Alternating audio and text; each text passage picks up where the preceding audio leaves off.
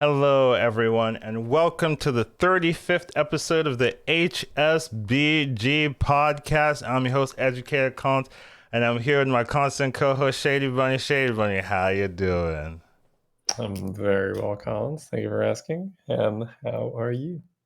I'm still tired, honestly. I, today's been better than the previous couple of days since the tournament, right? Where I got to sleep twice, right? So I slept and I woke up and I was like, but then I went back to sleep after like 2, 3 hours, and I feel like better somewhat. So hopefully by next week I'll be like fully recovered and whatnot. But I can still feel like the tiredness, weariness, right? Usually when you wake What up, did you're you? like ready for the day. Like I wake up and I'm like, man, I could go back to sleep, you know. But my brain won't let me. So yeah, but it's better than the past couple of days. So I'm feeling okay. How's the back? The back, my back is perfectly fine, honestly. And if you're insinuating, which I think some people have been telling me that I carried, I think my team was incredible and there was no carrying required. Everyone I, pulled their weight. So I was going to say you carried the mercenary in the standard section at least for Oh, the first oh, time in oh, the that's tournament. okay. Well, that one, I will give some credit to Standard. Standard pulled through at the very end, and also like just considered doing relatively well. Mercenaries, that was kind of hit and miss. It was kind of a little bit hard, but generally, I see where it comes from. But they all worked hard, and they all deserve the For victory. So sure. I'm not going. All I see is the score chart, right? And I'm just like, lol. But yeah, sure. Like I think at day three or something, I was like, "Oh God, they're crushing, but they're in last or Yeah, I something." Because know, of I what it know. was. That felt a little bit bad, to be Yeah. fair. At the last day when we just won everything, but we're still in last. So I was like, damn, dude, what are we supposed to do? What is it gonna take? Yeah. But yeah, if you guys are just joining in, get ready for a doozy because we have so much to talk about. Like depressingly large amount of topics. I think for me, I spent a lot of today just like fixing up the topics, but let's just get right into it because you gotta start somewhere. We always start with the Battlegrounds weekly overview, just kind of how you've been during this week. Most of my week was in the tournament, right? If you weren't aware, we did have a global invitational where uh, there were representatives for 4 different regions and just playing it out for a good chunk of change. So we were doing that, at least I was doing that for most of this week. But overall, the patch came out, and I've also been playing in the new patch, and I think there's a lot of interesting discussions to be done there. So just a eventful week for me. Just doing a lot of different things. What about you, Shitty? It's been just good practice for me, and obviously just watching you guys compete and go crazy and all that. I mean, So like I want to compete, I feel you. it was a little bit of that feeling, like, Yeah, damn, I feel so good in the meta right now. Like I really want to be in there, but yeah. yeah, I mean, there's four slots per region, so it's very normal. There's a lot of very deserving players that couldn't get in, which if there's a lot more than four players, that's just how it's going to be. That's for sure. It's hard, right? Like them figuring out who they're gonna pick and whatnot, right? And a lot of times, I mean, I kind of knew like earlier on, right? Even before Mercenaries came out, I think they kind of picked who was gonna play Mercenaries, right? So it's kind of hard to be like, oh yeah, this is the leading Mercenary player. Let's pick them, right? Like they didn't even have that opportunity to see who would really excel in there. So it's kind of hard for them to make their decisions. And they went with it, and results being it. I think everyone that was there deserved to be there. So it's kind of hard to say, oh, maybe this person should have been there or not. So it is what it is, right? Overall. But next thing I think was on the plate. Yes, we will be talking about the global, but also there's a huge patch that dropped. Patch 21.8 comes out with a lot of changes that we will be discussing. I decided not to do every single change one by one because holy moly, I've tried that before, and the podcast was like 3 hours long. Yeah, it's not realistic. People need to sleep and whatnot. So we're gonna be covering a lot of the major things. We're gonna get through everything, so we're not skipping anything. If something's important, we'll cover it. but it's just not going to be like that. Here's one change. They've changed one health. What do you think about this, Shady? Oh, I think the one health won't do nothing. Okay, they've changed one attack here. What do you think about this shit? Oh, so the attack, might breed different breakpoints, but it's not probably not. We're not doing that. We're just like, okay, here's what's happening. What do you think about this overall section? This makes a lot of changes. It's changed how you play Quillboars, Murlocs, blah blah blah blah. You'll see. Anyways, new patch, lots of cool things to talk about. But before we get to that, we will be covering the global invitational section first. Just kind of my thoughts and Shady's thoughts. I think I want to approach it two ways, right? Me, since I've competed, I'll talk about it, my perspective and maybe my teammates' perspective and how to play some of the issues that came up and stuff. And I want to ask Shady, as a viewer, right, since you did watch most of it, right, like how you felt about this as a viewer, how you feel about this as a viewer. So we're going to try to cover it two ways, kind of get a big overarching view of the tournament itself. And before we start, I definitely want to say, if you haven't seen it, right, go watch it. First of all, I think it was a great entertainment value tournament. Like lots of cool things, lots of cool plays that came out. Like I watched pretty much everything. I watched the Battlegrounds, I watched the constructor portion, I watched the mercenary portion, and I thoroughly enjoyed all of it. Probably because I was invested in the results. But personally, I had a lot of fun watching everything, especially the Battlegrounds portion, even the ones I wasn't playing in, right? I really enjoyed watching how the other players reacted to their board states and whatnot. So if you do enjoy good Hearthstone content, I think this is one of the very best tournaments that I've seen in even the past few years in just terms of gameplay and entertainment value and everything, whatnot. So spoilers, we'll just America's won the full tournament, right? So if you haven't seen it, right, just spoilers. We did end up getting first place, right? China was in second. I believe Europe was in third, and Asia Pacific, right? Not America. Asia Pacific was in, unfortunately, fourth. But the difference between fourth and first wasn't too large, right? The point system was very close, right? It wasn't there was any blowouts, right? Even fourth place could have been first, right? If they had a better day or whatnot. So it wasn't they, a blowout or anything. It's just hey, some players played better on the day. Some people had better luck on the day, that kind of thing. But overall, I want to start with my thoughts on the tournament, just overall competing, right? So was invited, right? We had a group of 4, and I have a lot to say about this, right? I feel like I'm just gonna rant, but maybe that's fine, right? To go on a rant. You okay with that, Shady? Here, just might be a long. Go for it. Normally, it's you doing the long speeches here, and I feel like this is the time where I feel like I should talk a lot. But generally, I had how much previous knowledge? I had maybe a month and a half, more than a month and a half, I would say, from when I knew I was competing to playing. So I remember specifically I wanted to get some good practice in. Started playing with Shady, right? One of the strongest players I know, and good practice, buddy. Always calls me out for being too greedy and anything. So good person to help me refine. A lesser player wouldn't call me out. But Shady's what, Collins, don't do this. And I'm like, I want to anyways, but at least in the back of my mind, I know, oh yes, there's a reason why I shouldn't do this. The risk reward might not be worth it, blah, blah, blah. Right. So, I ended up changing my schedule as well. The schedule, the time for this was a little bit weird, right? We started playing at, I believe our first match was at 2 a.m. for me, which I just knew if I stayed awake and just stayed till 2, my brain would be dead, right? Because even when I play normally, after 5-6 hours, I just see this large decrease in my skill, my speed, how everything, right? I just become a worse player after playing for a long time. So I changed my sleep schedule to try to alleviate that, right?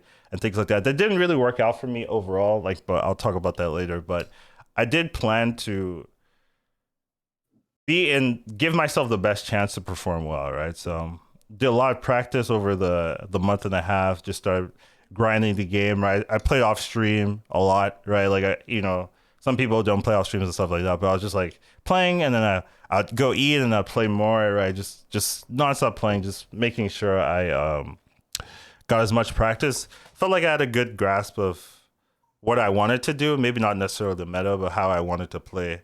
Anyways, but I always feel like if I play enough, I'll have that mindset, right? So I wasn't really too worried about that.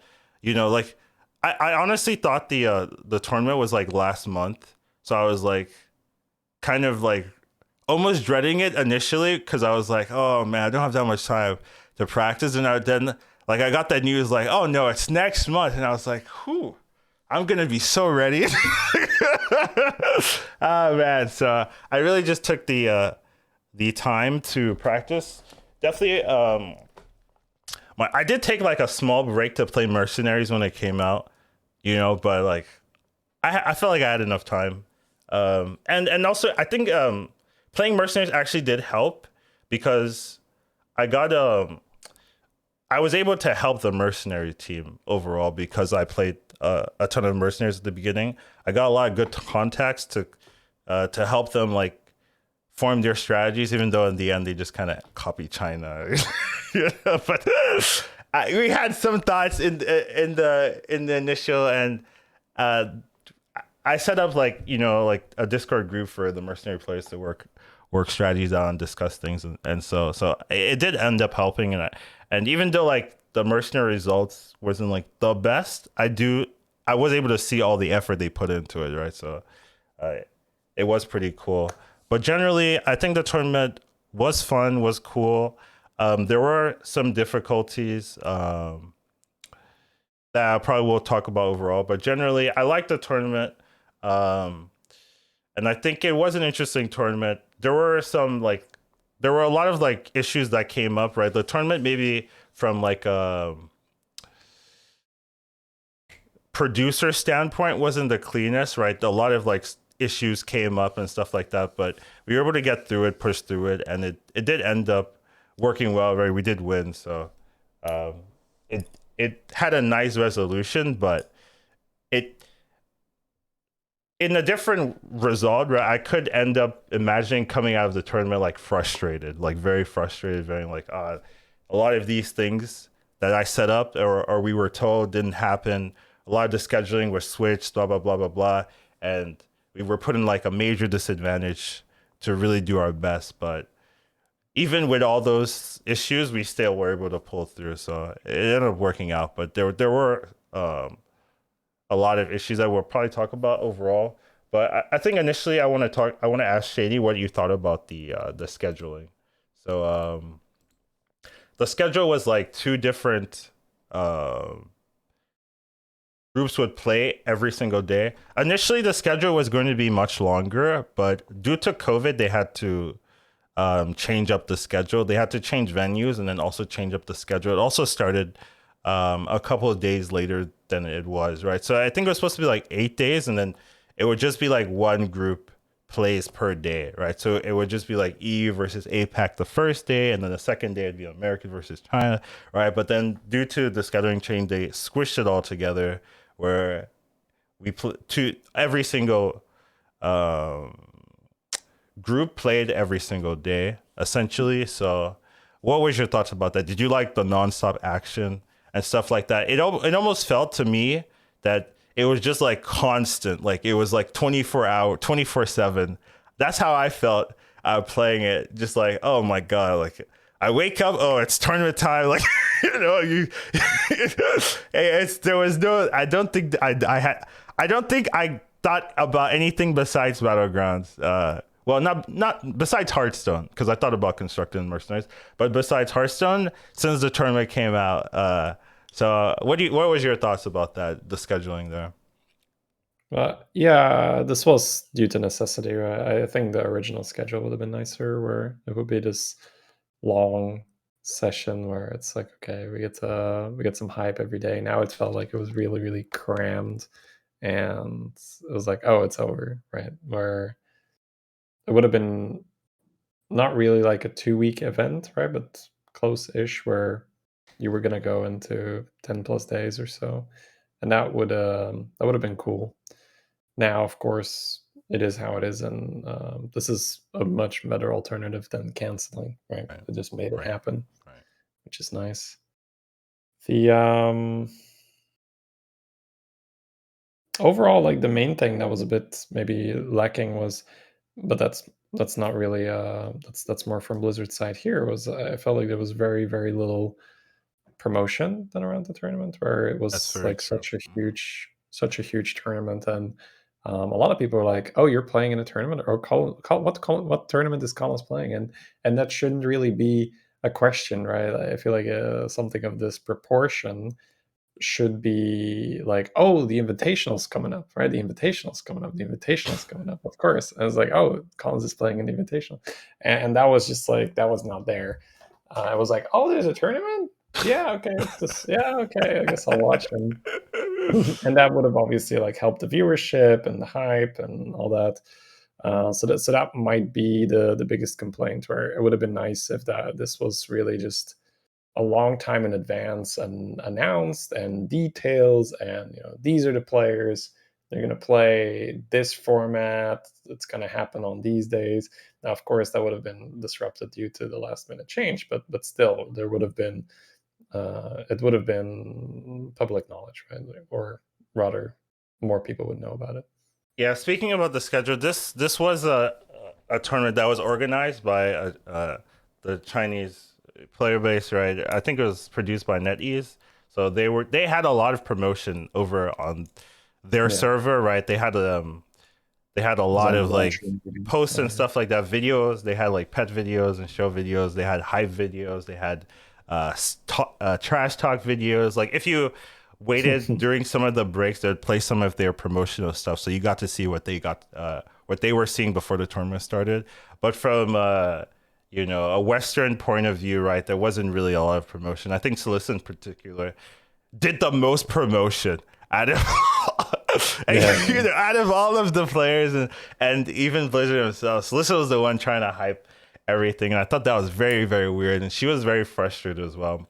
Just listening to her about how little promotion that was being done, at least in the Western side. So that is very true, and I do think Blizzard kind of dropped the ball on that, right? Like there was a lot to be done that could have been done better to make sure that people were aware that it was going on. Because even like my audience was still like, I didn't even know, like kind of weird, right? Like yeah, like after you win, yeah, everyone knows that you won, but before the tournament was going on, it's like. I wasn't even sure. I didn't even know Clones was playing on this. So I do think that that was a little bit weird. Um, there. But in terms of scheduling, I feel like as a viewer, you guys would like the schedule. Like, oh yeah, nonstop action. Oh, 2 sets of battlegrounds per day. Oh my god, every day for a week or so, or a couple of days or so. That sounds like really fun, right? Because you don't like, let's say you like constructed or something, you don't like a different format, right? You get to watch whatever you're looking for, right? You get double the dose. You get to see every you like if or if you like a specific player instead of a specific format, you get to see the player every single day, right? So like, oh, RDU's playing every day essentially. Oh, Gia's playing every day. You get to see whatever player you want to root for. So I felt like as a viewer, it was like you're not really having to like stay awake or do anything like that. So I felt like it's more tolerable. But as a player, it was like, it was like I very like I had some of our teammates were staying up like 40 hours, or something like that just to play. And can you imagine like you're playing a high level, BG or constructed or mercenaries, right? 40 hours in. It's just so weird because initially they had the schedule as you can see, but they ended up moving everything 5 hours up, right? And that absolutely screwed like me in particular. If I didn't do anything, so I changed my sleep schedule just to accommodate this tournament, right? So I started waking up at 2 a.m. because you can see the China versus AM in this particular one, right? I'm supposed to be there by 2:30, right, a.m., right? Like so I changed my schedule to be able to accommodate just waking up at 2:30, right? And normally I wake up like 11, like but they ended up moving things up. So instead of being up at 2, I had to be up at like 10 p.m., right? Where 10 p.m. is like regular time, right? Sleeping time, right? But because my schedule was so changed, that was so hard for me to wake up at that time, right? I was very groggy. My brain wouldn't really accommodate that new switch. So I had a lot of difficulty in terms of just like being focused and stuff. Even though like there was one day where I got really good sleep and that day was really smooth for me, but the other days I had difficulty just kind of focusing and making sure my plays were super correct. So the schedule was rough, especially like if the schedule didn't change, like they didn't move everything 5 hours up. I don't think I would have any difficulty, right? Because I've been planning for it for a month or so, right? I don't think but because of the last minute, everything's 5 hours up. That really messed with a lot of our players. Not like I'm talking from my perspective, but I heard a lot of the other players that in the AM team really were also struggling. So it is what it is, right? Like we pushed through it, but definitely wish it could have been better, right? The main difficulty was I think they didn't expect how long Mercenaries was going to take, right? Because you can see they have like Mercenaries taking like an hour and a half or something, but really Mercenaries took like 3+ hours on average or even more. So all of their scheduling just got ruined because, oh man, Mercenaries took forever, right? Because it's a new game mode, right? They haven't played in this format. They also invited constructed players to play Mercenaries, and constructed players, they rope everything, They rope everything, dude. It was crazy, dude. I was looking at their turns. I'm like, okay, you just do this and this and this, and then they just rope it. And I'm just like, okay, next turn. You have 1 minion. Okay, you just do this, and then they rope it. And I'm just like, what's going on?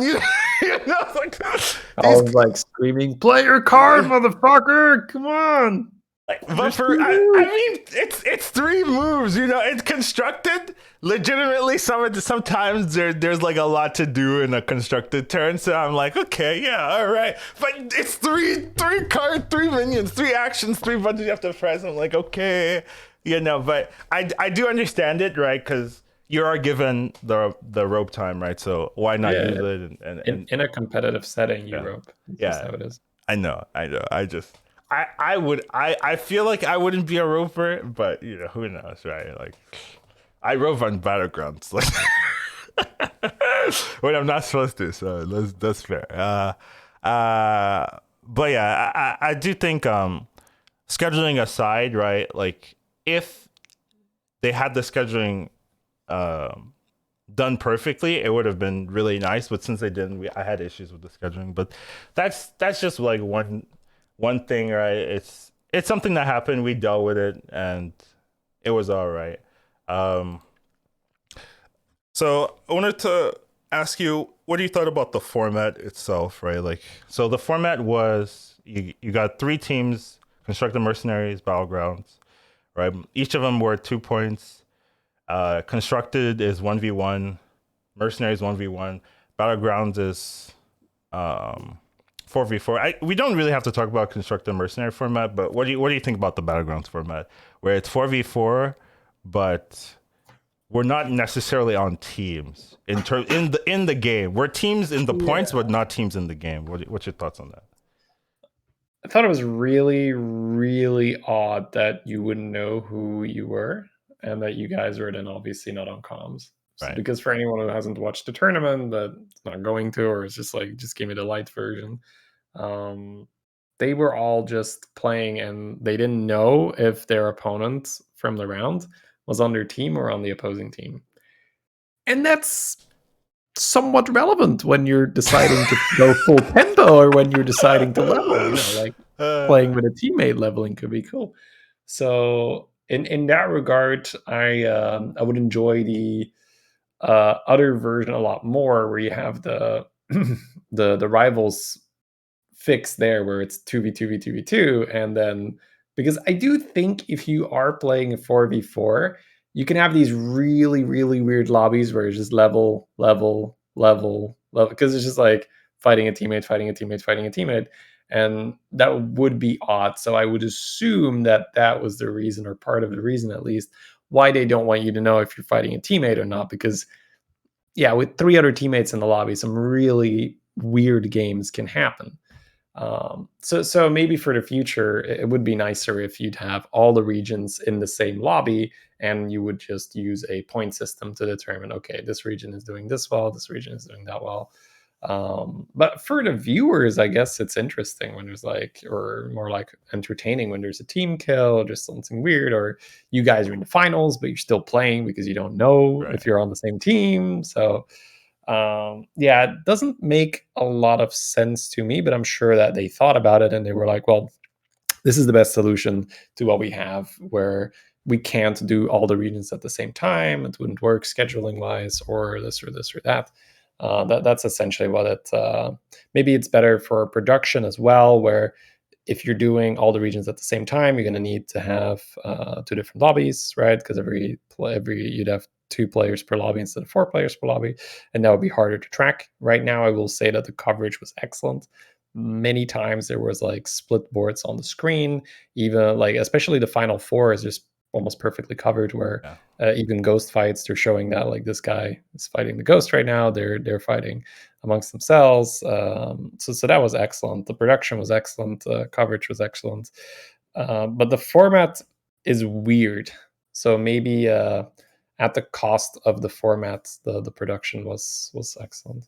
Yeah. Okay. So, initially, right, it's going to be one region versus one region, right? And I looked at it, right. The Battlegrounds format suffered because it was Yeah. one region versus one region, and you can't like put, oh, here's two random APAC players in the Battlegrounds lobby to balance things. You can't do that. So you need to have all the Battlegrounds people in the same lobby, right? But if you knew your teammates, the games make no sense, right? It's like, oh, let's just level 4 times. Like, oh, that makes sense. Here it's not going to be a realistic uh, Battlegrounds game. Yeah. It's like It'll be having, very different from yeah, ladder for yeah, sure. having three ghosts in your lobby, right? It's like, no, doesn't really seem very fair. So initially when I saw the format, I was very against it. I was like, this makes no sense. Why are we even in teams? It doesn't feel like a team game at all. Like this doesn't, I don't understand this team format here when we're not a team format. I'm just solo killing everyone. Like that should be my game plan. I gotta be first. Blah, blah, blah. But after playing it, my tune kind of changed. I think after playing it, I kind of liked the format itself. So I kind of turned around on it because if we did team formats, it's kind of even team formats is kind of weird because, or I mean 2v2v2 formats is kind of weird because you do have knowledge of all of the other players essentially, because both you and your team are seeing what the opponent's boards are, so you have so much more information to play with. Like, you'll know players you haven't fought for because your teammate has fought that, right? With this team format, we didn't know that. Like, I had little idea except for the basic structure of how strong my opponents were, and things like that, right? So it felt more like an actual Battlegrounds, ranked game, but just with very strong opponents, essentially, compared to you have team formats and then you just like double level here. Oh, I know exactly my opponent's board here, even though I haven't fought him in 5 turns. I know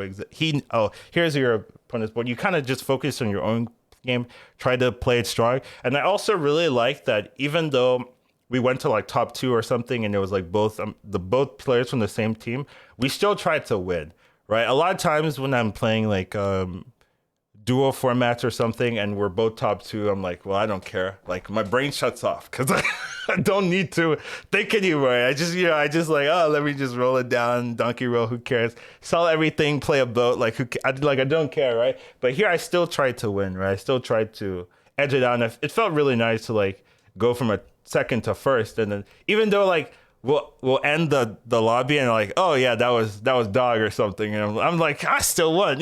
Like it still felt like an achievement compared, because we were both trying compared to, oh yeah, we were top two, let's just give up, let's just play something else. So I did end up liking it. Another thing that I liked about the format was, let's say I had a rough game, right? Normally you have a bad game in these tournaments and you feel horrendous. Like you're like, well, I let my team down, everything's over.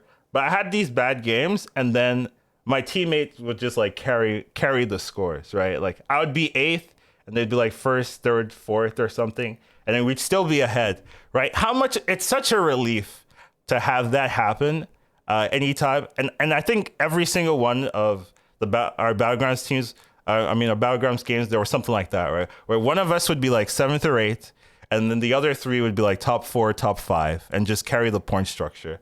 And it just makes the games a lot more like freeing, a lot less stress, because you're like, okay, even if I do badly, my teammates can cover, right? But you're not like you're not necessarily teaming up for the games, but you're teaming up in terms of like, I can rely on my teammates to carry the points, even if I have a bad game. So it ended up with a lot more serious games overall. And then because of the point structure, even if you had bad games, it wasn't the end of the world. You wouldn't like tilt up because you were playing bad or something. I remember the first 2 days I felt I wasn't playing really well, but we still won all of our lobbies, right? Like I didn't really have to do too much. Like I had like one good game out of the three, both first 2 days, but it was still fine, right? Because Dog and Slissa and Bill all really doing a lot of work, right, to carry me those first 2 days. So ended up really liking the format. I felt it was actually okay, pretty good.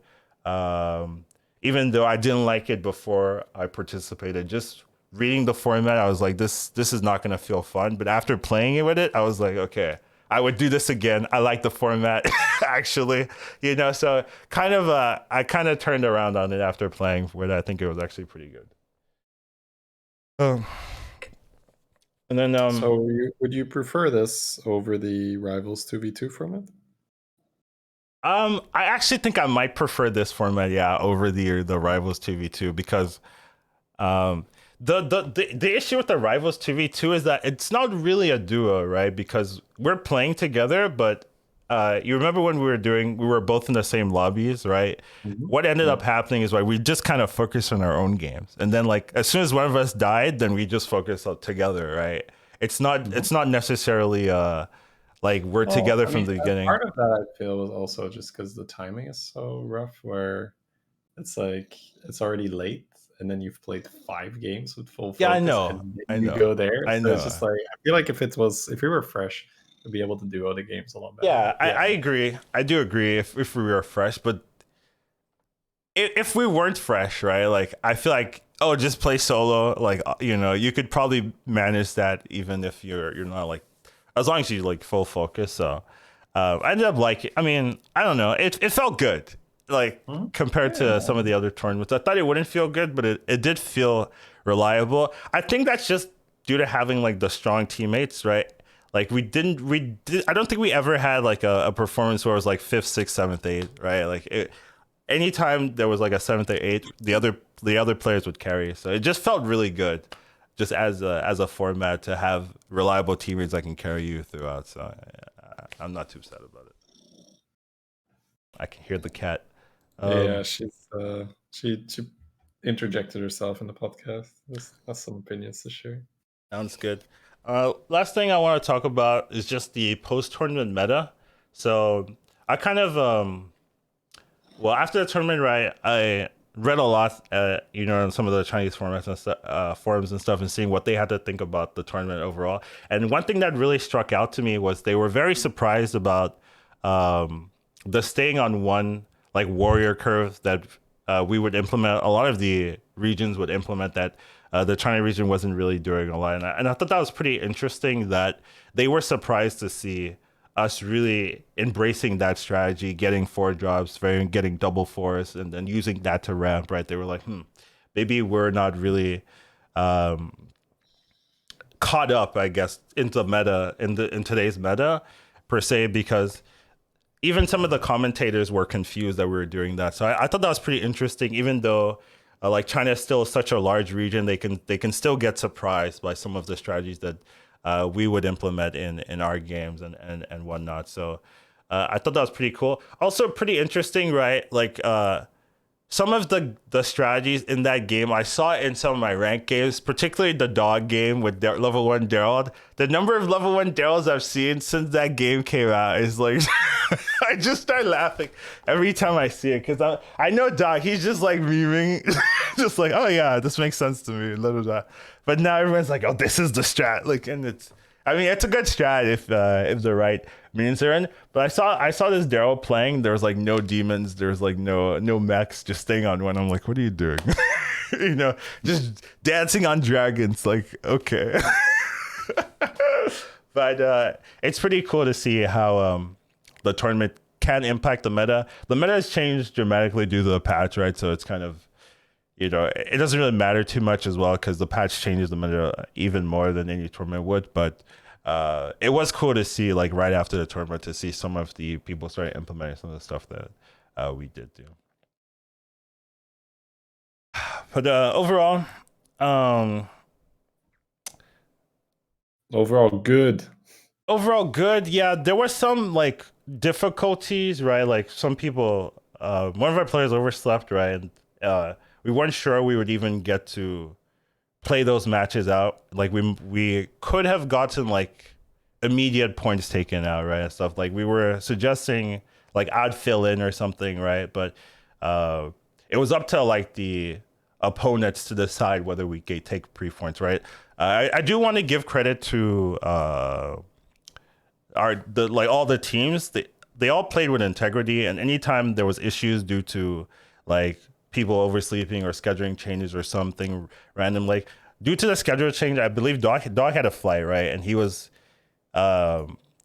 able to make it essentially to the first Battlegrounds game, but they let one of our players swap in, right? And that, we could have like taken a free 8th, right? That was the alternative, but they were like, oh no, that's fine, just let a player swap in and stuff like that. And another issue, me and Celissa had DC issues, and we ended up playing the whole game out, right? But we talked to them immediately. We had VOD of the issues, right? So it was very clear cut. Things were screwed on our part, right? And it almost happened where that game would be counted as a real game, even though like we talked to them immediately, and we had the video evidence that like that game almost counted, but our opponents was gracious enough to say, oh, okay, that's not fair. Let's redo the match, right? So, that almost tilted me off the face of the earth, right? I don't think my third game would have been any better if that ended up going through, right? I was like very annoyed, I guess would be the right word, about that situation, right? So, like our opponents, right? They definitely, the EU and the Chinese opponents, right? They definitely played with integrity, make sure that things were as fair as it could be, right? Even though they had difficulties as well, right? So I just want to shout out all of them, right? Just making sure, players are players, and they understand things can happen. So definitely want to give them credit. So there were a lot of like those small issues, maybe not small, but those issues that popped up. But overall, the tournament was fun. I would play it again, like scheduling screw up and all. I would do it again, I'd do it again. But hopefully next time it's cleaner, there's more promotion, and you have everything lined up so you can prepare for it ahead of time. So it was a great tournament, lots of fun, a lot of cool moments if you didn't see it. So I do recommend it overall to go watch it. But yeah, anything else, any finals, any thoughts? No, just proud of you, man. That's the only Oh, thing. Just oh, happy. I'm proud. oh, that's so sweet of you. I'm It's a lot of also proud practice. of me and my teammates as well. I definitely saw that all my teammates put in so much effort, right? Like there's it's so deserved, you know, for them. Like I fought Bill so many times. I saw Salissa playing out. Dog is dog. You know, he didn't even need to practice. But he still he grinds it day and plays at least a couple of days before he switches to TFT. And now I'll take that. Yeah, it's and all the standard and mercenary players. I really saw their blood, sweat, and tears there. But yeah, so it's good to see. Now to the meat of the section, what you've been waiting for. We've got patch 21.8, and the major new addition is armor in the game. But before we get to that, where is my Sneeds nerf? Huh? I thought there'd be a Sneeds. I was so confident that Sneeds was getting nerfed this patch. I was like, okay, there's no way they're gonna let this go. But no, Sneeds didn't get touched. I'm like, I cannot believe it. Like, this makes no sense to me. Where is Sneeds? It should either cost 2. You shouldn't be able to double stack. Where is my Sneeds nerf? And then people are gonna stop complaining about Sneeds. I know what's gonna happen. People are gonna start complaining about Diablo. Oh, Diablo's a problem. You need to nerf Diablo. Da da da. And then Diablo's gonna get removed because Diablo's always getting removed. It's not that wasn't a permanent hero ever. And then like Sneeds is just gonna dip under under everyone's radar and just gonna keep his buffs. And I'm just gonna be like, how can this happen? This was our moment. Sneeds was so problematic, but oh look, we saw the results. Oh, Sneeds isn't like top tier. Oh yeah, people don't die to Sneeds, so Sneeds is a problem. No, dear, like fundamentally Sneeds is a problem. Hero powering a 6-drop and killing your opponent for free is not balanced. The game, like the losses from Sneeds do not feel fair. They don't feel good. You feel like you cheated every time, and yeah, they nerfed Mechano Tank, which was really being abused by Sneeds. Yeah, sure, but it doesn't solve the issue. Minions need to be dealing one.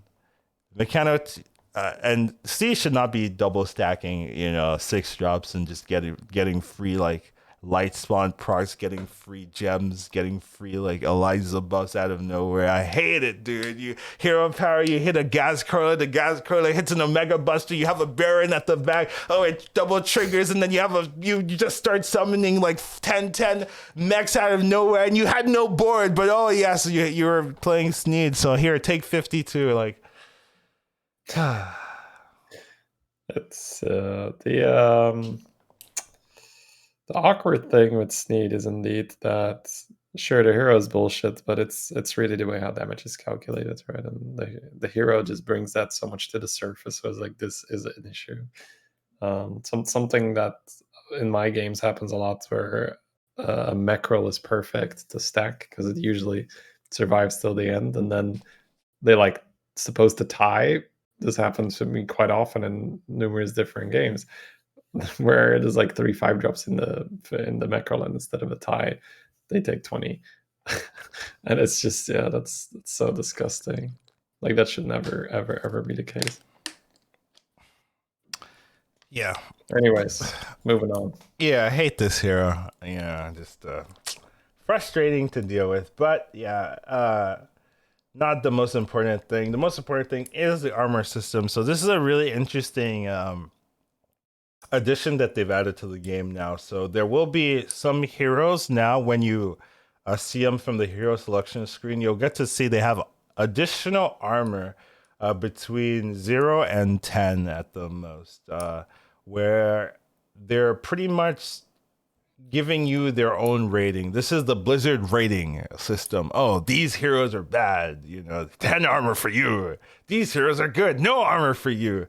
You get to see what Blizzard rates some heroes are as. And I think it's pretty interesting because some of the minions that have 0 armor, I wouldn't necessarily, I'm like shocked. Like, I'm like, oh, wow, this is a 0 armor hero. And like some of the other ones, like, oh, this is a 10 armor hero. This is a 4 armor hero, or this is a 2 armor hero. Like, it's kind of interesting to see what Blizzard rates some heroes and how they're different than my personal ratings. But It's just numbers, right? It's just win rates for them.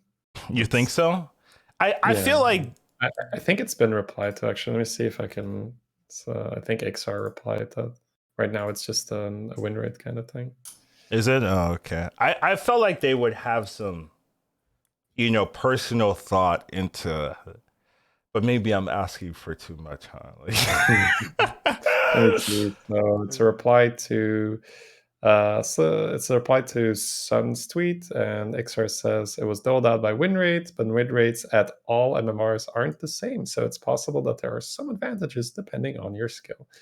Which translation is, if you are good at the game, these things are not going to make sense, or a lot of these things are not going to make sense. Which, to be honest, it's one of those things where that's debatable. You can talk about it. Should the game be balanced around the 0.1%?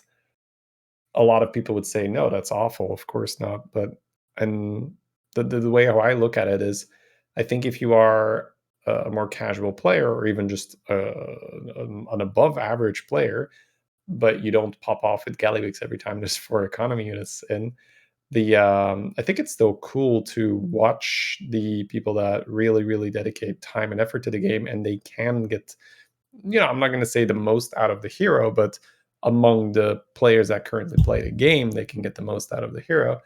And to just see a Shutterwalk get armor, to see a Gallywix get, to even a Reno, like if you watch a lot of streamers, and you watch these high level players, you're like, why does this double token Bran have 48 health? You're just like, complete nonsense, right? Complete nonsense. So it feels like that's something they're gonna have to work on, because I have no other word for it. It's just nonsense. Right? There's so many picks in here where you can look at that. You can say like a Daryl gets +0, but then we have, let's just grab something from the other row. A Reno gets up to 6, a Silas gets up to 6, Gallicrond gets up to 7, Shutterwalk gets up to 7, Gallywix gets up to 7. These are all heroes that are either, like very good at abusing the tokens, or they're very good at getting early light spawn, early matron. So yeah, this is obviously meta dependent, but balance changes should reflect the meta, and that is probably my best case for balancing around the 1% or whatnot, because you can watch people and you can say, oh, so this is how this is supposed to be played, and then you can learn and improve from it. But yeah, my take. I don't know what your take is. So yeah, you're saying there's interesting choices in hero placements, right? Like just generally. Yeah, I agree. The Gallywix one really strikes out to me, because before this patch, I actually did not like Gallywix. Actually, was like, I know you're like, oh, Gallywix is good. Oh, 4 token Gallywix. Oh yeah, so easy, right? Game's over. But for me, there are so many games when I played Gallywix, just whatever, where I would die right the turn before I win. Like so often, dude. Like I'm right there. The game is mine if I survive this turn. But then I die, and I'm just like, well, this hero, it doesn't work for me. Because, it's just the way I play heroes in general. Like, I'm going to go for, like, the high roll percentile, right? I'm going to go for the setup where if I survive, I win, right? So sometimes I do survive and I win, right? But a lot of times I don't survive, and it's like too much MMR loss, right? So I just didn't like it. But then I've played it this patch, and just like surviving that one extra turn, it's so easy to just snowball like crazy and just have like these insane, like I think my last game was a Gallywix I played today, where I just had like infinite gold. I had like I accidentally tripled a 250 Tavern Tempest, just like on accident. just casually. You're like playing Bran, and you're like, yeah. 250 health minion, I suppose. Slap it on the board. I literally played it as my last minion. Like just because I was like, oh, I need something to play as my last minion. Oh, here's my golden tempest. Da da da with Brand. I just got 4 extra units and like here's a 250 units. Like, what are you supposed to do as my opponent? I have no idea. It's just like there are some heroes that really take advantage of surviving that extra turn, right? Like Cat is one of them, right? Gallywix is one of them, right? There's a lot of heroes Yeah. that really utilize armor a lot better than other heroes, right? And I think that's maybe a little bit sad in that there's a lot of heroes you give them 10 armor and you're like, well, I'm still never playing this hero, like Cariel, right? Sure, Like man. you Like give Cariel 20 armor, maybe 20, but like you give Cariel 15 armor and I'm just like, yeah, I'm not touching this. Like the hero power doesn't make up for the like you're just a worse patchwork essentially, right? Like I at this point, so it just doesn't. There's some heroes where it doesn't really matter where the armor is, but I do think there are a lot of heroes where the armor is relevant and makes them viable. So it's been kind of nice playing this patch and like seeing a bunch of non-premium heroes and being like, oh, I could actually play this one or this one or this one, and not feeling instantly like, oh, because one of the worst things I disliked about the game in general was just like getting 4 bad heroes. I always like dying to tokens and then getting 4 bad heroes. I think those are just like some of the worst feelings for me as a player.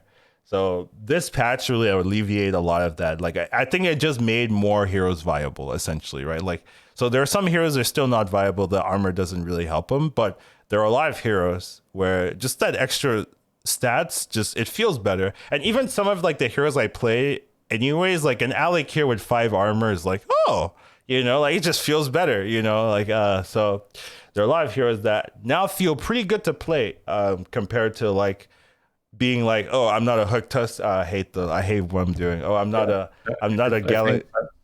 yeah, sorry, finish it up. Yeah, I'm not going, or I'm not a panda. Oh, I hate this guy. I hate that. I'm just playing for top 4. I'm gonna give up. Those right now. I feel like, oh, whatever hero I'm playing, at least like there's a lot more heroes where I play it. I'm like, okay, like, how do we win, right? Like that's my thought and stuff. Like, oh, I got this bad hero. I can't really do anything. Let me try to top for it. Now, a lot of heroes where I'm like, okay, Gallywix, even Lich Bazal, Eudora, stuff like that, where it's like, okay, I could do something here. Tess, even like, oh, I could do something here. How do I win, right? So I really like that overall. So what you thought? You do agree with that statement? Yeah, I want to just emphasize that overall, I think the change is great. Yeah, overall, I really like the Yeah, armor implementation. I think it's actually beautiful. Now that I've played with it, because I've played a ton of games now. Like I think it's quite nice, but there are issues or cracks, right? But there's always cracks. Like the game is just cracks upon cracks, and like sometimes they fix it, and then like the other cracks just start leaking, and then you're like, fix this crack, please. And then they introduce like, here's a new border, and then like the meme with the duct tape, like slap. There we go. Sneed is OP. Slap, removing Diablo in 2 weeks. Like first buff Diablo, so they complain about Diablo. Bam, they remove Diablo. Like, gotta be smart. All right.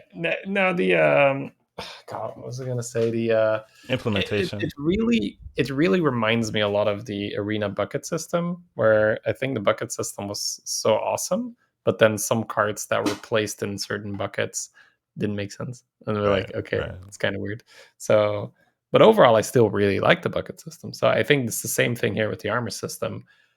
Although I will say that preferably you would just make heroes that are closer together in power level, right? Once again, this is while quite a good one, right? It is still a bit of a band-aid solution where I do understand that it's not feasible. Like that's a lot of development, that's a lot of hours with probably very little return. So if you would have to essentially remove like 20 plus heroes and be like, all right, we need to make things that are Hooktusky, right, or Millhousey, and they can all compete. Yeah, that's probably not going to happen. And we still really like the game, and playing bad heroes has become part of the game. So I guess the next best thing or close to the next best thing is say, hey, how can we make it so that you guys would pick this hero? Or if you have to pick the hero, you feel better about it. Because let's be honest, we're not skipping a hook desk, right? That's not happening right now. We're not really skipping a double token Janus or whatnot. So the real upside here is you were forced to play a lesser hero. Here is some advantage. You have extra HP. And as they keep tweaking with that, who knows, at some point will be like, whoa, they're getting like 10 plus armor or 15 armor or whatnot, where they say it's not enough, it's not enough, it's not enough. And maybe at some point you're like, would I play an Edwin with 12 extra health here over this desk, right? You're like, and then you start thinking like, that's a lot of health. So yeah, the overall, I think the idea is great, and I think it's probably the most feasible idea, the easiest idea to get started and say, okay, here is our suggestion to provide some balance. Where if you don't get one of the top tier heroes, now you don't feel awful. Yeah, I'm happy with the implementation overall. Like, even though, do you want to list some weird, like some like just what strikes out weird to you? Like, what's a weird placement here? Since we've kind of talked about, oh yeah, we like to change that, right? But if a Blizzard executive is listening or something, like, I mean, you can just filter on higher MMR, right? But yeah, the MMR, like, if you look at the win rates in HS replay, it's so wonky right now. So I don't know, like, that might take a while. Be a little weird. Yeah. So if it's just from my perception of this meta as a high level player, Bran makes no sense all the way down there. Like, that's at least tier 3, right? Because you don't pick Bran unless both tokens are in. And I get that this might be, but now maybe I get the Bran with, like one token in, right? Like, what's the harm? Well, the harm is that the double token Bran has 48 health, and that's not okay. Like, that's the harm. If you see the kind of shit I pull on Bran, it's like, just like Bran and a Khadgar. Imagine, like, if your main strategy is abusing Khadgar and printing 6 drops, getting 8 extra health is not okay. Like, that's nasty, right? So, like, the Bran makes no sense. Shudderwalk and Gallywix make the least sense of all. Shudderwalk and Gallywix are both eligible to get up to 7 extra health. Once again, this is token related. So all these complaints, or where we say like you could change these placements, it's all dependent on what's in and what's out. But if you have a double token Shudderwalk, the hero revolves around power leveling, slamming high tier minions on the board. You can't give a hero like that's 7 extra health. It's crazy. Same thing with Gallywix. So those are the main offenders, right? But then you have Galakrond as well, right? Galakrond right now also just revolves around pulling Nest Matron, revolves around pulling an early light spawn. So giving them extra HP is weird. Silas is that's personal flavor, right? So I wouldn't say that's like too much, but I would say move Silence up a tier. But that's the way how I play the hero, and I think he's pretty strong. Reno has to move up a tier at least. The mech girl needs to go all the way to tier 7. I have no idea. Like, she's tier 3, and this is exactly how you can. Like, I've only covered what's too strong. Let's cover what's too weak. Mech girl to tier 7, Jiraxxus to tier 7. Like, please just slam him in there. Like, ram him in there. It's the win rates, of the single tribe heroes.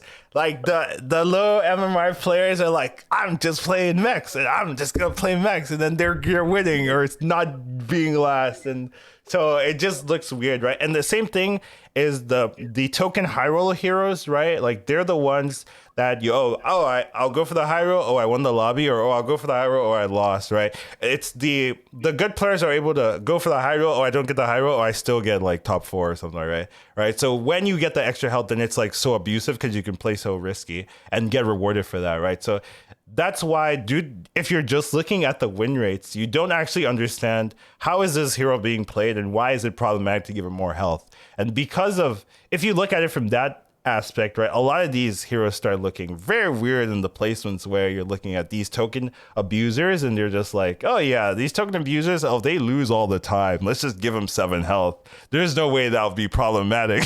It's the same thing with like the damage cap system, right? Like you used to be punished to shutterwalk and just like not play cards, right? And just be like, oh, I'm not gonna play any cards, and then you'll take like 20 something damage, and you won't be able to do that. But now you're like, well, I'm taking 15, right? So they implemented the damage cap system to kind of solve some of these like early death problems, but then you allow these heroes to abuse that system itself and now create even more of an early death problem, right? You see a Shutterwatch, it's like I'm taking 15, and then someone dies, and it's like, oh, well, now I'm taking 30. Oh, like. Like like when the first guy dies, and then your next opponent is Shutter, and then you're just like, I lost the game. Like it's just so annoying. So it's the same thing that they're just looking at the ring rates, and they're not looking at how does this hero play and how would giving health change how this hero plays, right? Or giving a damage cap change how this hero play. And you can see like it can be very problematic. So it's very weird. Same thing with the like, like Illidan, what's it doing not in last? Like, I mean, the extra attack did not help in a lot of the ways, right? But another thing you have to look at is like the pick rates, right? Some of these heroes never get picked unless they're super strong, right? And that might screw things, right? Like, because you're not really picking like some of like sometimes tests, right? Unless you know, oh, these you can steal something there, so you're not really picking like Toki unless you're looking for something in particular, right? There's a lot of these like weird heroes that don't necessarily take advantage, or like they only get picked if they're okay, and if they're okay then they do well, but since they're doing well, their win rates might be screwy, right? It doesn't really feel like they're taking pick rates into account for any of these heroes, right? And that might also be something you want to be looking at. Oh, like I don't know. There's a lot of these things. Mutinous as well, I don't think is tier 1. That's the one, I guess, the weirdest one for me as a zero armor. Like Mutinous doesn't feel that great. Like I kind of avoid Mutinous anyways, and now after the patch it feels like, why would I pick this hero that gets zero armor? There are some edge cases, like there are really some abuse cases with like elementals or with like Cobor mech stuff where you can really pump, but the consistency isn't like super high. So I'm not like too worried about like the Shutterwalk Galleywick stuff right now. That's because like a lot of heroes, like if they're just doing win rates, a lot of heroes it's hard to like understand. Like unless you're playing on, you know, super high MMR all the time, you don't really see Gallywixes pop off, right? So it's hard to be like, oh yes, let's balance around this. But after a while, I mean, you will. I think after this patch, you'll see a lot of the numbers change where, like, some heroes start having like a incredible win rates or things, at least at the high tiers, because people know how to abuse it. So, overall, I like the changes, and I think it's nice. It's just kind of interesting to see what Blizzard thinks is like fair or something. You know, like I'm shocked that they didn't like if it's all win rate and there's no like manual movement here right now. But maybe this is just like a good first step in their thought process. So it's cool. I would like more heroes getting 10 armor, because I feel like that's fine. Like there's a lot of heroes that just never get touched. So just give them 10 armor and see if it feels better. Like why be 6 to 9 Rocket Nishu when I could just be 10 armor Rocket Nishu and still never pick him? Yeah. But yeah. Moving on to our next topic, I believe we have Diablo, right? Yes, Diablo. No, that's not our next topic. It should be the new hero. Yeah, the new hero. Yeah, that's right.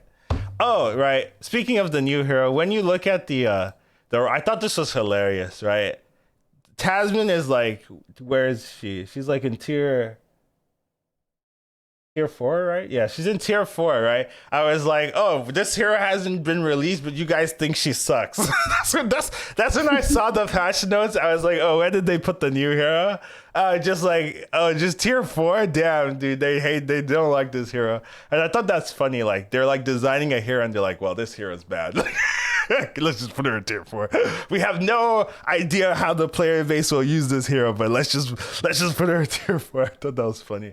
But yeah, overall, that we will be talking about the new hero. So it's an interesting ability. It costs 0. Start of combat, you destroy your lowest health minion. You give your health to all your other minions. So doesn't cost any mana. You destroy a minion on your board. And a weird thing about it is you always go second, I think, because of the hero power. If you use it, you always go second since you have 6 minions at the start of combat. So I think that's bad. Like I think that hurts her a lot. Like if you're guaranteed to go second every time you use this hero power, like that might be screwing up her win rate by itself, right? Like you saw the Yashiraj change, and that helped Yashiraj quite a bit, being able to go first. So I do think that's something they should definitely change. Even if you use the hero power, you still have that chance to go first, or just change how you go first, right? Like make people have, if you have less minions, you go first. Like I always liked that idea, but they said they didn't like it when I suggested it last time. But hey, things can change. But that is something you should keep in mind when you are playing the hero. But what's your thoughts on this hero overall?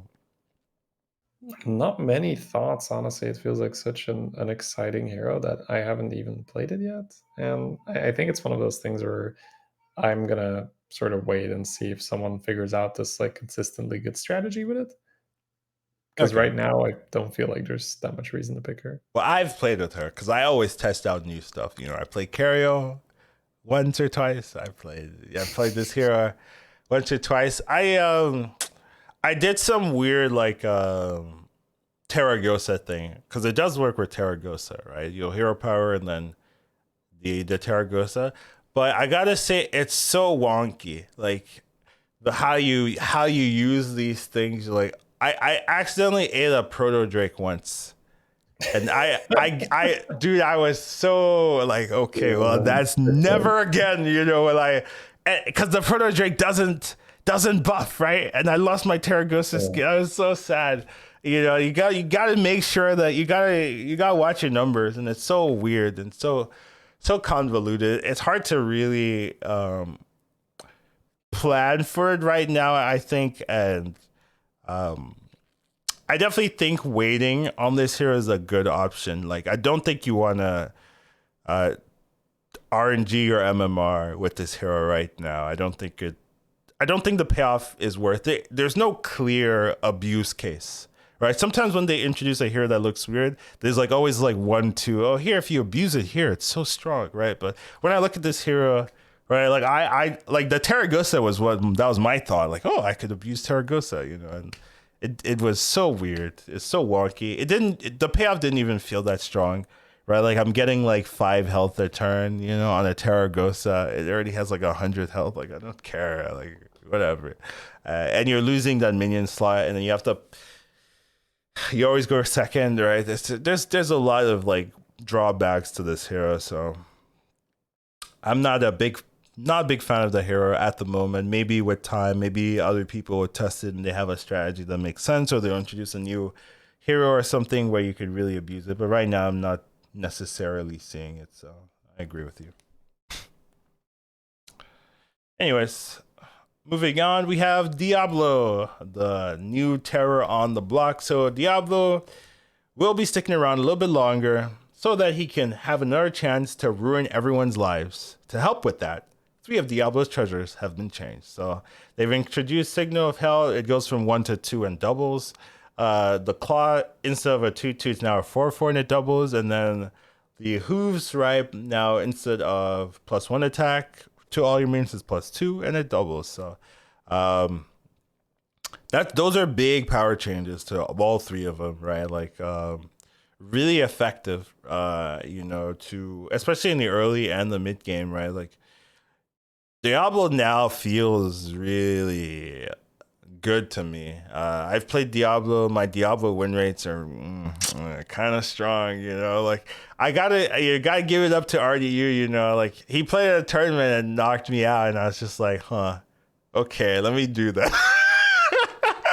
And now I believe. I'm a believer now, thanks to him. So yeah, I think it's a pretty powerful hero. It has a big upside. You do have to make sure that you're playing tempo at the beginning. You want to have 10 treasures to use that to power up and get stronger, and then use those treasures to have a very strong turn in the turn 8. And then after turn 8, if you either knock people out or you have a board full of treasures, and they use that to like either go for top 1 or go for like top 4 if your board state isn't like super clean after that. So big fan of it. What's your thoughts? The really cool thing about Diablo that I initially overlooked is that you accelerate the tempo of the lobby. Completely. Yeah. You stop them The from fighting ghosts. It's so and it's annoying. Yeah, but it's not just that, right? It's not just that people will play more defensive or something like that. It's that you can play tempo beasts, and because you get to fight everyone at the same time, you get to use your power spike against everyone. Whereas normally when you play tempo beast, you hit one or two guys with your croc and your mama or something, and they're like, there's no way I can win this round. If you have 7 opponents who are like, there's no way I can win this round, like you deal so much extra damage that the game just ends earlier and you can win with tempo beasts. Whereas normally you play tempo beasts and then there's one guy who's been dodging you the Right, whole yeah, game. I He's know. got 200 Amalgadons, and you're like, okay, well, I can't beat that. But you face everyone, so that the Malgadon guy doesn't get to be, you get to chunk him before he gets to that stage. And that's something that I used to great effect, where I had an awful start. I got like 4 treasures or something, but I still got there just by using Bird Buddy, Crocodile, and then like ramming like, I don't know, some avenge stuff in the front, and you suddenly win most of your fights. You get a handful of treasures, and that round 12 is, I had a triple kill there, right? Like it was round 8 I got a handful of treasures, and then round 12 it was top 4 and I killed all 3 of them. So that would have never happened. I would have killed maybe one, my current opponent, and the other 2 would have stabilized. So getting the first place because you could triple kill on turn 12, like that's a really big deal. So that's something that I had underestimated, that a tempo build is a lot better because you get to fight everyone and you get to actually use your power spike against everyone, instead of 1 or 2 guys that dodge you and they get to win the game because they were able to skill. Yeah, dude. My Diablo boards don't look impressive, but I killed them, so I'll take the victory. They don't look Yeah. impressive, but I'll take the victory. So that's kind of how it goes, right? Because you are pressuring everyone, people don't get to play comfortably, I guess, right? And another thing is you deny ghosts. It's so annoying, dude. Yeah. If I'm against a Diablo and then there's a ghost in the lobby and then it's like, oh, everyone's fighting Diablo, and then I'm like, my ghost, and then another person dies and then I'm like, where's my ghost? No ghost. It's so sad, to be there. But if you're the Diablo player, you're just chilling, like, oh, you want a ghost here, don't you?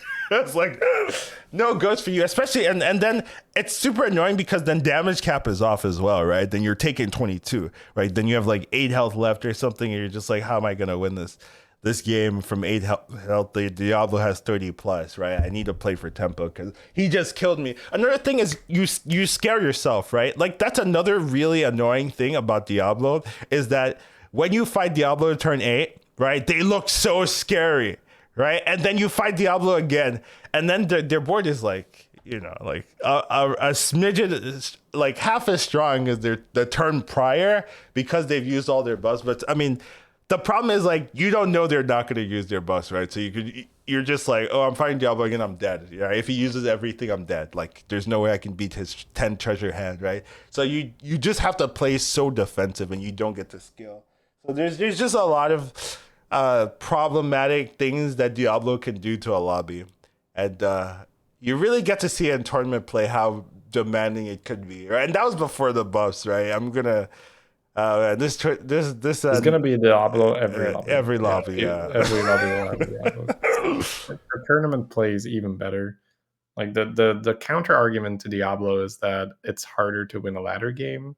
Although if you get that power spike on turn 12 for the triple kill or something, it's really nice. But it is harder to win a ladder game. But in a tournament game, if you can pick a hero that's like a very consistent second, third place, like yeah, you snap pig that shit every time. Yeah, so gonna be it's gonna be interesting, but yeah, I do think Diablo got a lot better, even the treasures. It's funny, right? Like at first I wanted like permanent treasures, and now like I'm like, dude, get me out. Like oh man, because I mean initially, right, people weren't getting like 10 treasures every time, right? Like now people are getting 10 treasures every time, so it feels so much more impactful there, because one treasure can really swing a fight, right? Like the secret treasure or the hoof treasure, right? Like that can win you a round by itself, right? And then if you stack those, you just Even something that we have been doing is the Wind Fury treasure, which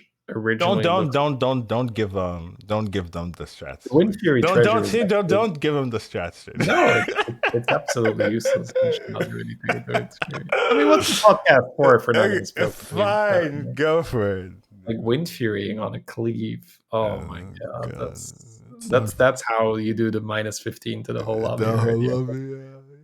Yeah, you, Hydra in the front, Wind Fury on yeah, it, yeah. 3 It's just claws, 2 roars, just or hooves or whatever they're called. And yeah, I mean, you know what Alakir does with a Hydra, so you just yeah. put a Hydra in the front. Uh, And bam! the amount of times you just buy that's why I like when beasts are in, when elementals are in, right? You have those options to just like randomly hit a random hydra, and you're just like, oh, it's a 2/4 hydra. That's so good for me, because I can just make it instantly like 10 15 attack. Oh, let's go. And you just blow up the board.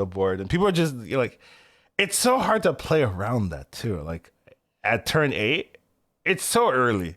It's so early to have a Wind Fury Hydra Cleave. Like it's so tough to play around that. Like how do you do that? You need like a big Divine Shield Cleave, a big Divine Shield taunt or something like, and that's your only taunt or something. And a lot of times people, like, the problem is people have acolytes so often at that stage of the game, right? So you're just like, oh, here's a Hydra. Oh, you have 2 acolytes because you're farming farming light spawn while you're taking, here's max damage every time. Like there's nothing, and you get no lifespan procs, so your game's over. Right, you get no lifespan procs, and you're taking 15. The game's over for you. So yeah, it's They positioned poorly, but yeah, it's yeah. I like mean, I feel like the way how we position most of the time, like our brain just we'll get automatically some goes around. procs, yeah, but we're still in trouble. I was thinking 15, right? But it's Yeah, like light spawn will be in the back, and then there will be a minion, and yeah, then there will yeah, be a yeah, yeah. We so are. that's how we position automatically.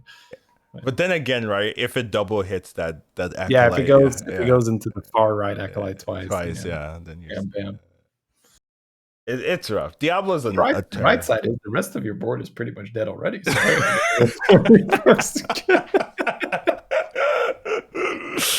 Oh man, yeah, Diablo's a strong hero right now. Very strong. Definitely recommend playing him if you want to, but can be frustrating if you are playing against it. So maybe you remember the last podcast. I was like, oh, play it once. Do your part. Now I'm like, you don't have to play Diablo anymore. We've done our part. pass it Yeah, once, dude. pass it. Exactly. Yeah, change my tune real quick, but yeah. You turn it from a 3/3 into a 5/5. Suddenly, you win every round early as long as you just play minions. You increase the treasures. You fix the desync, or at least for the most part. Yeah. That's a whole lot of buffs in a very short amount of time. Right? Yeah, And I keep bringing up that example, right? The map from Elise went from a 2 to a 3, from best hero in the game to pretty much unplayable. Guff went from a 2/1 to a 1/1, best hero in the game to pretty much unplayable. So you don't want to know what this kind of shit will do to Diablo, right? Like that's more than turning a 2 into a 1, right? The whole lot of numbers that went up here. So. very, very true. So, Diablo. We're gonna have to deal with Diablo's Reign of Terror for a little while longer, but hopefully you will get over that. Next topic, I believe we have Minion pull updates. Yes. So I think it's pretty cool, especially for long-standing players that have played with these cards before. Bristleback Knight was removed, but was replaced by Mithrax, and also Thorncolor was added into the pool. Any thoughts on this? I think you have a lot, just knowing you and how much. Just in general, good. Like I like both of these cards. I like Thorncolor, I like Mithrax. So I really like that they brought them back. Yeah, I also think they open up a lot of things that were missing in the meta because I think that 5 drops were pretty weird at the moment just because you really had only beasts were in, right? When beasts were in, then you were like, okay, I can hit Mama, I can hit Croc, and then I can do something and stabilize, right? And a lot of times, Lifefang didn't really feel like it was enough. Brand felt like very hit or miss, right? If you hit a brand, like you're taking damage that turn because you're not getting stronger, then you have to pop off the turn afterwards, right? It wasn't really, didn't really feel safe, right? And there wasn't a lot of options. Adding this Mithrax back, Bristleback was okay as a tempo unit, but it felt bad to pick because you take it and then you win that fight and then you're like, well, what would I do afterwards? You know, it doesn't scale after this point, It's not really right? build into anything. Yeah, so I do like the Mithrax, giving you a little bit of an option, something direct, something directional. If you have double Mithrax, you can really scale off of there and do something. So I like adding that extra like scaling tempo unit, right? You know, a unit that's tempo but also gives you something to do afterwards.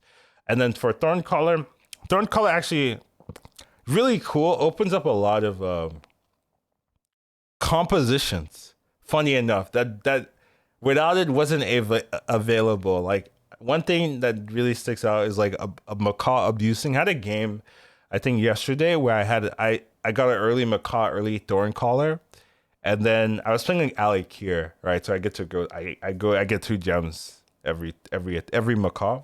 And then if the Thorncaller does, I get 3 gems, right? And then I leveled, I got an Agam, and I just that was my comp basically. I had Macaw Thorncaller for my scaling with Agam, and then just random other minion types, and then I golden the Macaw, I golden the Thorncaller, so I got 8 gems for the Macaw attack every turn, like for free. And then if Thorncaller also died, to get 10 gems. Like it's basically a gem splitter. Like, and I was just like, that's so nice. Like you couldn't make this comp before. And it's just like it's a small unit, right? It's a unit that's like very inconspicuous. Oh, I'm not that strong. I just I just give you a gem, a turn. But you can It's really like fully build around it. It's like the glue or the oil, whatever you Yeah, want to call it, yeah, that makes it all gel or make it stick together. The same thing with Lich King. You can like get it golden yeah, thorn yeah, collar with Lich King, yeah, and then you just use it with Shaker, and then eventually you replace it with a selfless, right? But that is a Lich King comp that got a lot weaker with the removal of Thorn Collar, and just also Agam in general just gets so much more accessible if you get a brand, right? Now you can roll for Bacon, you can roll for Geomancer, and you can roll for Thorncaller. Before, that was a thing we used to do a lot. Now yeah. that is something that, that wasn't as viable. First of all, the comp in general was just a bit outclassed, but also you lost a third of your gem generators. Now, with that back, things are looking a lot more possible for the maybe not necessarily flat tusk agam, but agam something Agam like something, agam yeah, gems. yeah, Yeah. for sure. So yeah, I'm a big fan of these changes. I think they help a lot, and they give you more direction, or they give you more options. Because I think sometimes one of the difficulties of this game is you just roll and you see no options. Like it's like you roll, no nothing, roll nothing, roll nothing, roll nothing, right? Adding the storm color is like roll thorn color something. Oh, maybe I could do something here with this storm color, da da da, and then you can build off of that. And I think that's really helpful to just like give good players more tools to get out of sticky situations. So I like this change. Yep, big fan overall. I think it's really headed in the right direction indeed. Like the armor system, and then Yeah. like the nerfs, the buffs, the units are Spoiler, bringing back. spoiler, to the end. I think this is a fantastic patch. However, where's my sneeze nerf? That's the one like thing that's pissing me off. But other than that, fantastic patch. So. Next topic I believe we have is some of the minion unit updates. So this we're not going to go through every single minion, but I wanted to address like some of the ones I thought were really key, really deserve their own topic there. And definitely Mechano Tank, I feel has been a terror since it came out, right? Dealing 6 is crazy. Like you just blow people out, you kill people, you destroy lobbies with this. They moved it from a 6-3 to a 5-3, and then Avenge 2 is still the same, but now it deals 5 instead of dealing 6. So um, it still feels pretty good to me. It's still playable, it's still strong. It just falls off faster, I guess, is the one thing, right? Because usually at some point in a lot of matchups, so like if elementals are in or dragons are in, right? At some point they're gonna have a big elemental or a big dragon or a big beast. Sometimes like beast is a little bit weird because they just keep summoning more things, right? And then the mechanical tank feels kind of off because it's very slow and it doesn't kill extra. It targets that one minion, right? But if that minion doesn't die, you've done nothing. So at some point it falls off in a lot of those lobbies, but it's still really strong tempo, really good, really safe, allows you to power level or do something really cool. And you can build around if you have the right units or the right hero, so yeah, so pretty, still good hero, just less broken, but I would still say still broken. Like it went from super OP to OP in my opinion. So yeah, it's still a good hero. Still a good minion. What's your thoughts? I think it's in like honestly, there's not much more to say other than like you do notice it indeed, right? Like when you see like units remaining on 1 HP and you're like, I would have dealt 12 here, and now I'm taking 5. I've actually Yeah. not thought about that, but you make a lot of sense. I've not thought about that. Like that's not. I've not like been like, oh, I would like the old mechanical tank would have won here.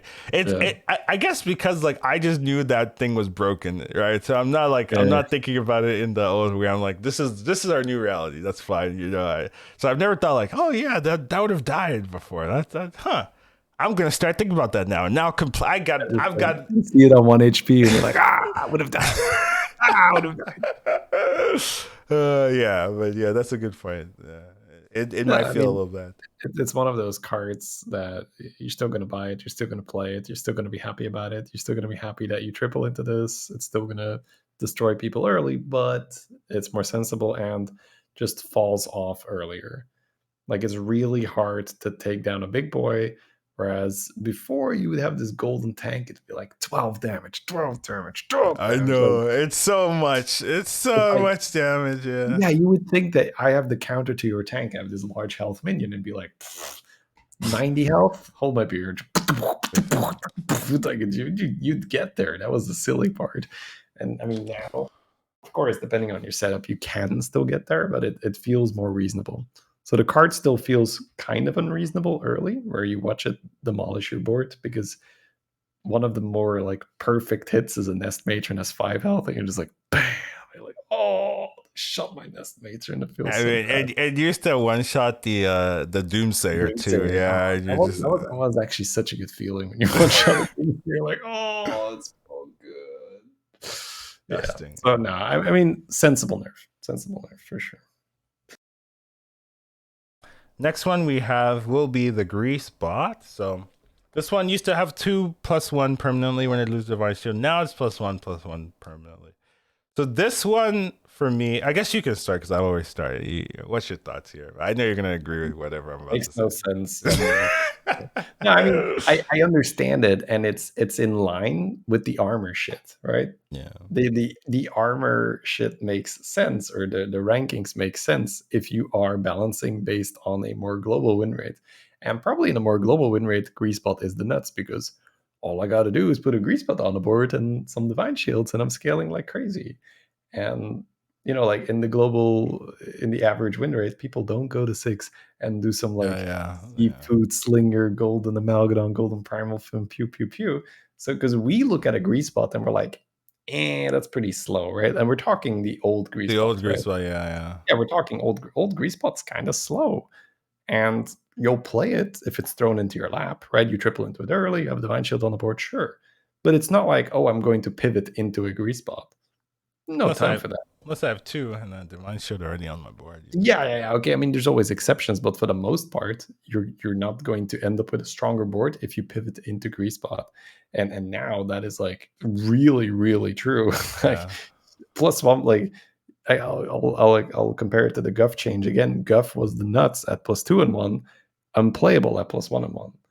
That's what happened now with Greasebot. Greasebot went from 2 and 1 to 1 and 1. Now, are you still going to want to play this when you're George? Absolutely, right? You have 7 shielded minions on your board. It's still +7/+7, but we can already see that that's not +14/+7, and that is a very big difference. But yeah, you're still happy with this as a George, but I think for a lot of other heroes, like, you're not really going to want to bother with this anymore. Yeah, okay. So I completely agree. I think this was really sad because I think it gave like some like mech players a way to do something, a way to compete with some of the later game Give stages. them With hope, right? Give them yeah, hope. My Greasebot can get their copier. you know, like there were some boards where you get like double grease and you're like, okay, how do I use this? How do I abuse this? Da da da. And that two attack really matters, right? Like being able to match up with some of the other scaling, right, with your divine shield products. It really felt good. But now it doesn't feel like it you scale fast enough. Things just outscale you so hard. It just felt really bad. Even before the nerf, I was like slowly getting out of like committing to Greasebot. I remember when the patch first came out, I was like, Greasebot's like one of the best units of the game, you know, that's so strong. And then I started like playing greedy, like I always do. I learn the meta, then I take it to the greed extent, and I'm like, I could do other things. And now, like near the end of the patch, I was like, grease spot's slow, whatever, let's pass it. I was just skipping grease spots because even with divine shields on my board, I was just like, I could do. I just used my divine shields for tempo to go to 6, and then I'll just switch out of that completely. So it's like, why am I staying to buy a grease, right? So, felt weird, but now with this, like I had a game where I had a grease spot and I was given 2 grease spots in the shop and I took it, right? And then I tripled into mechano tank and I was like, oh, I got a frank, I got a tank, not mechano tank. I tripled into the mecro, yeah, mecro, right? It's like, and then I taught it the mecro, I was like, okay, I've got the setup, and then like 3 turns later, it's like 16, and I'm just like, what is this? Like, it's just so slow. And I just like, damn, it just did not feel good, and I just felt bad. I'm like, yeah, like I Those just are don't scale rookie enough. numbers, right? Yeah, Amateur scaling right there. It's just amateur scaling. yeah. So I do think this is one of those things where you look at it and you're like, it's too strong. But when it comes to actual players or actual like high level play, it's like it was balanced. I think before, Yeah, and now it's just it's like hard fine. to And play. once again, right? This is in high MMR lobbies where the tempo is really high. People make crazy boards. 2 and 1 on your grease spot was fair. There's no high MMR player that's complaining like, man, this fucking grease spot. That doesn't happen. That doesn't happen. It's completely crazy to nerf. But once again, it's because of like their numbers, right? And probably in the for the global player base, +2/+1 around was too much. Sure.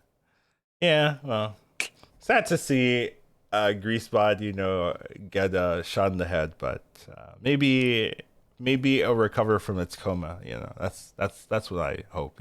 Wake up one day and be like, I'm back. I remember what I used to be. I can do it again. But yeah, interesting stuff. Moving on, I believe we have pirates. So pirates got a whole range of buffs.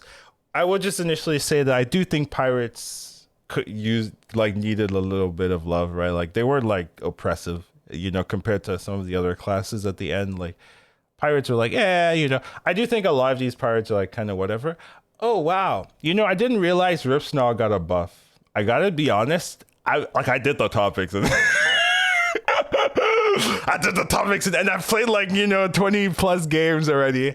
But now I'm just looking, I'm like, oh, Rich now got a buff. I'm like, oh yeah, I got a health. Okay.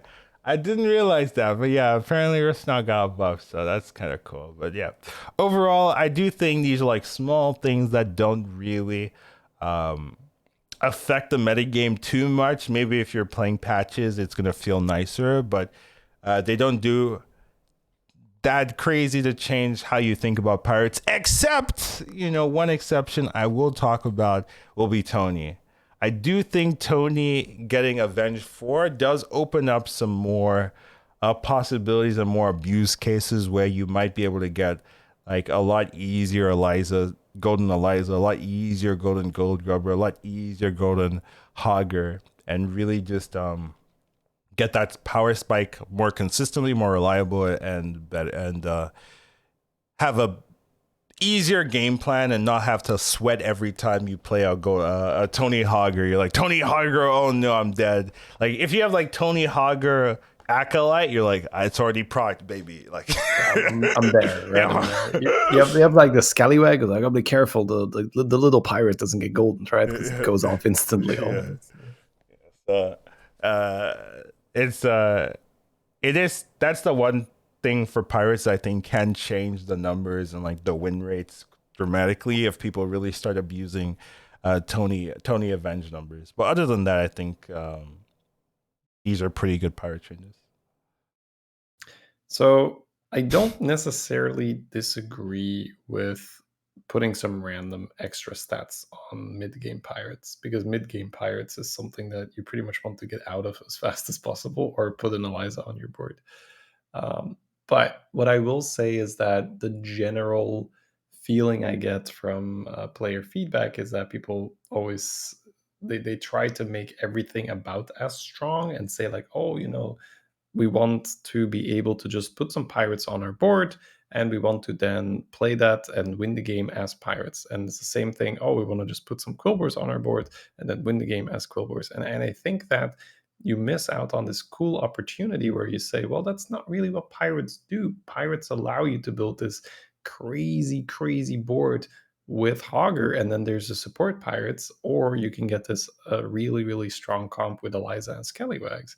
Same thing with quilbors. You don't necessarily need a full quilbor board. That's also just in general problematic because quilbors don't really do divine shields. And endgame comp, you're just going to get farmed by someone with either Amalgadons or Deflectos, right? You need so many stats to overcome the fact that you don't have divine shields. Also, you have this dynamic duo in the back with a spore, blah, blah, blah, blah.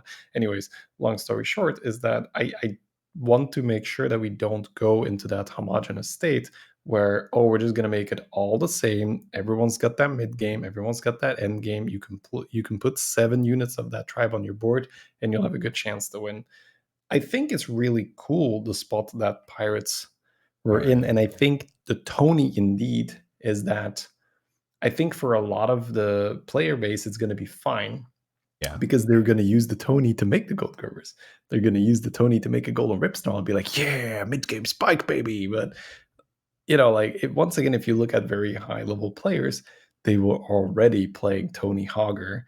And if you give a high level player a golden Hogger, the chance that he wins the game or he or she wins the games is incredibly high. Like, you take a golden Hogger to the finish line almost every time because it's such a crazy card, and you're one Hogger away from unlimited money. And every time you hit the money pirate, it's you get the extra spin on your turn, you get a bunch of free buffs. So yeah, you get a bunch of free triples, right? You just buy pirates, oh, triple, oh, Hamul, boom, boom, boom, boom, and just keep going. So I'm not a fan of this change, although I will say that overall it makes sense when you use Tony as, oh, I'm going to use it to supplement my mid-game pirates. But you're not really going to be playing mid-game pirates anyway at high MMR. You're just going to be like, oh, wow, it's now even easier to get a golden Eliza or to get a golden Hogger. And it already felt pretty dumb. But at least you felt a little accomplished. We're like, okay, we pulled it off. We pulled off the 5 Avenge. But you'd have to go out of your way and buy the Void Lord, buy the Acolyte, and be like, okay, I think we're getting it now. Whereas now it's just like one Acolyte and a Scallywag and you're done. Right? Or one Acolyte and an Icky Imp in the front and you're done. So it's 20%. Like, that's a big deal, right? Going from a 5 to a 4. So yeah, it's, in my opinion, not a good change. And you're just going to see more golden Hoggers, you're going to have this board where like, how does this guy have 2 golden Elizas? And like, you have no chance. It's over, right? You take a damage cap, or if the cap is gone, you're dead. Yeah, I do think there will be.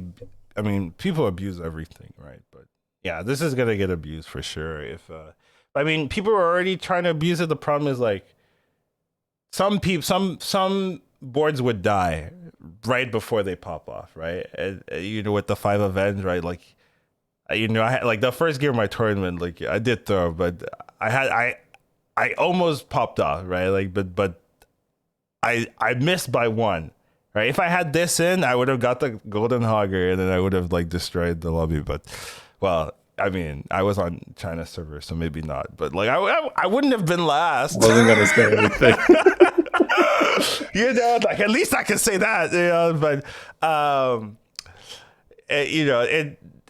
it will be more prevalent where people are just abusing or utilizing this to just get so super strong. But the thing is, there's a lot of like really strong comps right now, like in high level MMR, especially with our tier 6 strats. Like there's a lot of things that could, like I had a really cool game where I was impressed by what I did to counter this comp, right? Like this guy had basically full pirate comp, right? I was playing like beasts or something, right?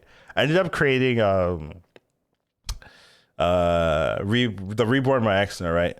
And I taunted it and I put a CAD guard down, right? And then I had my first minion die, and then he'd go into the reborn my Exna, and then they would summon 2 my Exnas, right? And then the Maxes would kill. So I would basically create like there was no Murlocs in the lobby, I think. But I made like Murloc. I made 2 reborn my Exnas with a Khadgar, and then I made a Macaw. Like I had a Goldred Baron.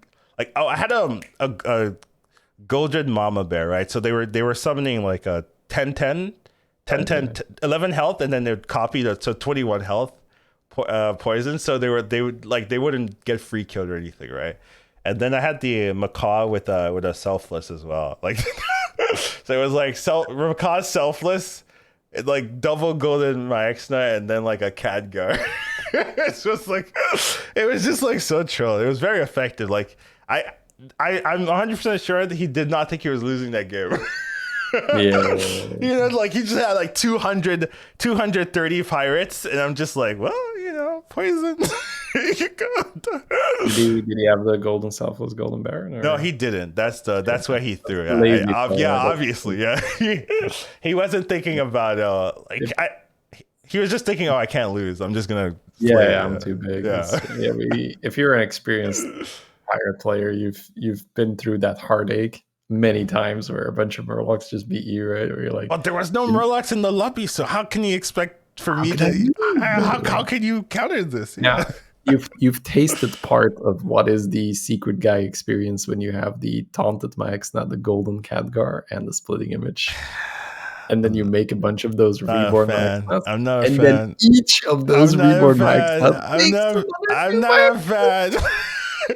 It's an endless, like you get like so many poisons. So anyways, it's a side note, but if you ever have the chance to play that, guys, go for it. Akazam with Khadgar, taunted Myexna with reborn. Splitting image. It's very, very cool. It's abusive, but yeah, I do think that is the one thing for Tony. But other than that, it's okay for me. I'm not as scared, because I mean, people are gonna do this anyways. It's just gonna be a lot easier for them. And whatever. So I mean, people are gonna make golden hoggers anyway. It's just gonna be more of them now. I'm not gonna really. I don't understand. Where's the logic of not more? Whatever. I'm like whatever. I'm not crying about it. Next stuff is the Quillbores, the Quillies. So they got a little bit more buffs. A lot of them got reverted to their initial stat line, like their pre-nerf. Like they used to have a lot of these stat lines, and they got nerfed, and then it would like Quillbores were too strong, so they nerfed a lot of them. And now Quillbores aren't oppressive, so they're buffing a lot of them back. And I'm personally not too sad about it, right? I do think Quillbores were like a good support class, but weren't really good for like committing fully as a single tribe. But now it feels a little bit nicer, I guess. It's still a little bit weird, but there's more options for Quillbores, and these buffs also help some of the other crowbars that didn't get buffed. Funny enough, like Agam got a lot stronger because of some of these changes, which is like, oh yeah, but didn't get any changes. But because you have Necrolite now being play 2 blood gems, it's Agam now feels pretty useful if you can get that set up. So even though these are the only crowbars that got changed, the whole crowbar class got a big buff because of it. So that's pretty cool. We will be talking about Necrolite alone, but of the other 3, are there anything you want to talk about there? I think the brute one is a bit of a sneaky one where you think like, oh, this doesn't matter as much. But if you were around when this was released, that's a lot of stats and it ramps up very, very quickly, right? The first, Yeah. if that's next to a banner board, Yeah. the first turn Yeah. it's a 7/7. Yeah. The next turn it's a 10. And Like what 10, is it? yeah. Already 10, 11/11? Because Oh I yeah, think yeah, it's yeah, three. yeah. Yeah, you're right. It is 11/11. It's an Yeah. extra 3/3, right? Yeah, So yeah, it's yeah. 2 turns. It's already over 10. Like that's crazy, right? Like so that thing just stonks, right? Goes straight up. And then if you can gem transfer that Yeah, onto a if you shield or Hydra Necrolite early that, on, yeah. it's like, Yeah, it's whoo, so stupid. yeah, Exactly. crazy, crazy number of stats. So that is one to look out for. Like if you can get an early brute banner board, that is now like 100% worth it. Whereas before, you would probably still do it, but then you wouldn't maybe like feel amazing about it. But now that is really nice. Like You remember that one game we had where we were playing Gilwing, we lowered to 3, and then you ripped double brood banner with your oh my god, you ripped that, and I was just like, how did you get this game? Like what? yeah, Uh, that's true. uh, not Maybe you fair. can turn. Yeah, the necrolite. I will start out with that. The necrolite, I think, can be a debate now, where you're like, so I could move all my gems to my cleave, or I could get 2 more procs on my deck. Because I've done that, and I'm like, maybe I should have moved them. Because now the change to the necrolite is essentially +2 gems. If you have a brand, Yeah, +4 it's gems. so disgusting with a brand. Yeah. Yes, I agree with So you. 4 gems on an Agam or on a ground shaker or on anything that utilizes gems very nicely. That's a really crazy amount. So there is some serious consideration as to whether you're going to use it for the initial effect that we used it for to move the gems from the Agam to the big target, or just to say, pump, let's go, let's put another 2 or 4 gems depending on if you have the brand or not. I always feel so sad not pumping, like not like hitting the Agam again Yeah. or something. Like I remember I had a divine shit. I was like, oh, I should probably make a big divine shit. But then I was like, yeah, I want to pump. So I could draw another like, one. I could draw another one. so yeah, that is it. But it's kind of nice to have that like thought, like, oh yeah, I have a choice here. Compared to like, I guess I need to move this, and it doesn't feel good. But yeah, it makes Agams, particularly Agam and like the 260 ground shaker as well. Yeah, it makes those comps a lot cleaner. Like particularly the Agam, because I feel like you don't need like 200 attack earth shaker buffs. I mean ground shaker buffs, but Yeah. the Agam getting like +8/+8 on other minions is like pretty good. So yeah, it feels really nice to play with this minion now. And sometimes I forget that it's so good. Like I just like sometimes you'll just see it and you're thinking about it. I don't need a necrolite here, but it's like just really strong, right? It's a bacon. Right? It's Yeah. big. But Yeah. but the brand synergy is really there. Like Yeah. it's really a brand card where like you don't get super excited. I mean, if you have an Agam, you're happy to buy bacon. You're really happy to buy bacon. It's, with brand, you're like, oh my god, yes, it's so good. Yeah. So really strong. Like this is a surprisingly interesting, like this is a buff I was not seeing, like I didn't see from a mile away, just came out of left field and I'm like, damn, it's good. Yeah. Card was fine, Yeah. but I can't tell you that I'm like, oh, this is a bad buff. Yeah. Like I need to play with it more and see what happens. But this is definitely a nudge by Blizzard to say like, all right, you're gonna play Cool Boards whether you like it or not, right?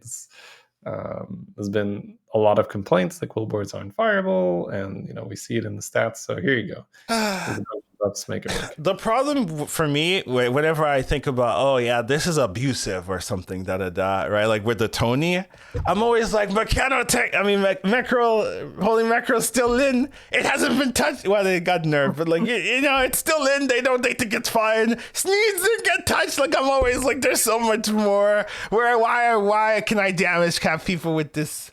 Random minions and stuff like that. I'm like, oh yeah, but Tony is the one I'm gonna talk about today. Like, this is the problem. Damn, this is what like, you know. I always like fix these other things, you know. But you know, I do think potentially in the future I could see when people really, you know, abuse this, where people are gonna be like, oh, Necrolite is so oppressive. But right now I'm like, whatever, let people play with it. I don't care too much. So yeah, that's my thoughts.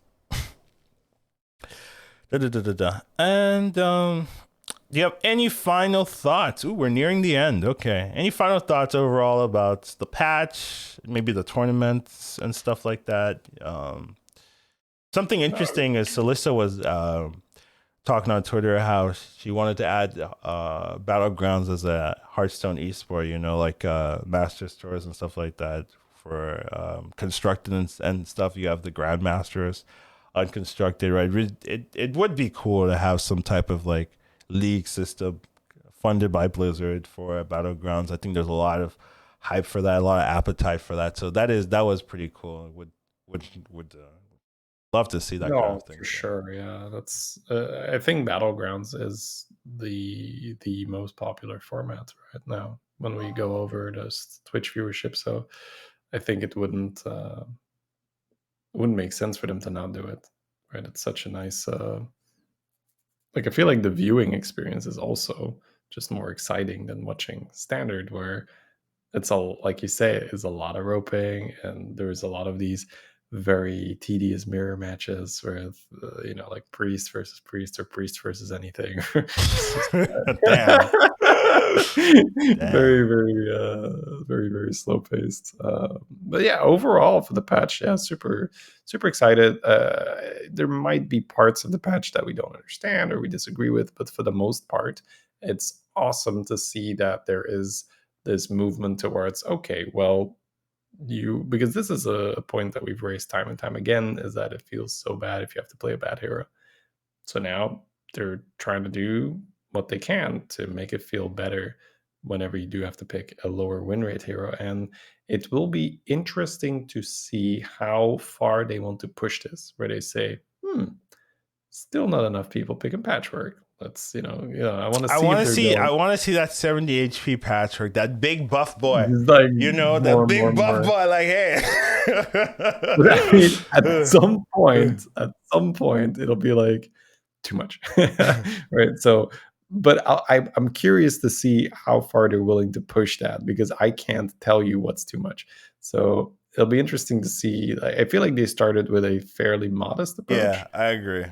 And then they're going to be like, okay, let's throw this at the wall, see what sticks. Let's look at the numbers. Let's see how it gets affected. There's a couple of heroes where you can just easily say, well, the effect is 0, right? Where you're not going to pick a pyramid, no matter how much, like not no matter, but not between 7 and 10. AFK on the other hand, right? Yeah, I've played AFK. I got top 4. I was like, okay. That's essentially the biggest downside of your hero power is mitigated, where you'd start on pretty low HP, guaranteed, right? And then you'd have to use that power spike from the 3 drops to come back. Yeah, Lich Rizal is the same, right? Like getting 4 or 5 free procs. That's a big one. Yeah, Lich is a big one. Any like heroes that you're like excited to play now because of the changes? Excited to play because of the armor. Yeah, well, Lich. I would say like tier 1 Lich is like, if elementals are in, I'll just use the coin to smooth out my curve, and I'll try to just play it. I think Crag is a bit of a weird one. Crag is in the 5 to 8 category. Yeah. It's always like one of the heroes that I perform pretty well with overall, because I feel like the better you are as a player, I think the better Crag becomes, because he's like super flexible, right? You're like, oh, on this turn I want extra cash, or on this turn I want extra cash, and not having that preset, oh, I'm always going to play the Crag like this, but more I'm just going to go with the flow, and then I'm going to cash in on my hero power and power spike whenever I feel like. Once again, not me saying that, oh, Crag tier 1 or anything like that, but it's a hero that I overall overperform on. So getting up to 8 extra armor on Crag definitely helps with finding that right turn where you can push the button and get a big spike. Yeah. For me, this is like kind of a cop out, but I didn't like Galliwix, and now like Galliwix is like it's kind of like better than some of the 0 armor heroes, like like it's crazy how much getting like 7 armor, now you're better than all these like 0 armor minions. Like it's just like kind of strong how snowball gets. The other one I would say is Malygos. Like you can get like 5 armor on Malygos. Like I think Malygos was already pretty strong, especially in this particular meta. Maybe not like generally, but I think Malygos in this particular meta is really nice. Like being able to reroll 4s, being able to look for exactly the key piece you want and stuff like that. It's pretty powerful. So if you get the token starts, it's strong. So those are the 2 I think I really like seeing, as well as the Lich Bazal. I'll give that as well. Mally and Galley were already like 2 of my crazy good win rate heroes. I agree. So it's well, like, not for me. Galley was not. Galley was okay, but I had like 8th places with Galley, and it just put me off so hard. So yeah, you gotta with Galley, you gotta really take it as it comes, right? Every game is a little different, and I just hyper level to 4 or 5, and I go. Yeah, I hate power leveling on Galley. If you power level, you don't have anything to sell, right? No, I'm buying tokens while I power level. It's really nice. Like my last game, I think I was it cost what 6 gold to level. I had 7 gold. Mm-hmm. So there were 2 tokens a shop. I bought the 2 tokens, so I went to 1. Oh, and then I sold 3. So I bought 2, so it cost 4 to level. So I bought 1. I bought 2 tokens and I sold 3. Yeah, sure. And then I leveled. And the next turn I had like 10 gold, and then I leveled bot. It was like nice. Like that was turn 7, right? Turn 7. Yeah. I mean, not turn 7, but 7 gold or turn 5. Oh, right. Turn 5, right, I leveled to 4 and I bought a minion. So there were 2 tokens in your 4 gold shop. In your, or something like that. Yeah, whatever. I don't remember the things, but yeah, generally it was pretty nice. But overall, that will be that's not right. That will be our podcast, big one. Not the longest podcast we've done, but that's because I did not do every minion one by one, like the Cold War rework. I learned my lesson from that one. Thank you for that. I learned my lesson from that one, so yeah, I will not be doing that again. But I think we covered pretty much everything we want to talk about. Thank you guys for joining us and participating. Thank you, Shady Bun, for always being here, always being on time, relatively, and all that. I mean, you've been on time, to be fair. So yeah. It's been good. Thanks for all the work. Thanks for also consistently making sure we get to do this. Yeah, dude.